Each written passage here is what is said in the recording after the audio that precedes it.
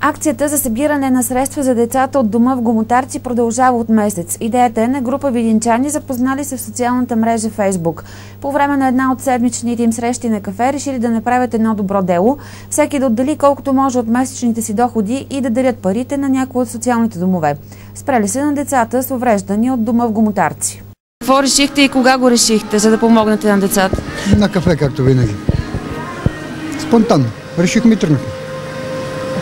Какво стана? Решихте го и после? След това обърнахме се към тях за това, което им е най-необходимо. Дадоха ни списък и работим по него. Приятелите от социалната мрежа се свързали с хората, които работят в дома и ги посетили на място, за да попитат с какво могат да са полезни. От социалното заведение направили списък с най-необходимото.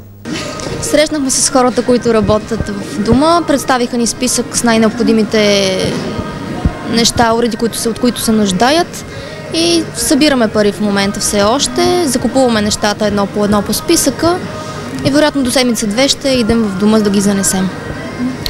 Появиха се няколко крупни спонсори, за които благодарим, и така действаме по въпроса. Кабелната телевизия и интернета за децата от дома ще бъдат платени за 5 месеца, също със средства на дарители. Вече са закупени най-необходимите битови уреди от списъка. От първи казаха, че не искат. Общо взето от техника. То не искат пари? Може би ги е страх. Какво друго казаха, че искат?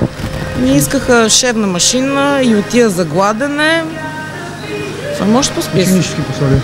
Ученически пособия, да, за децата. Възможно дрехи. Дрехи, употребявани, но здрави. Добри.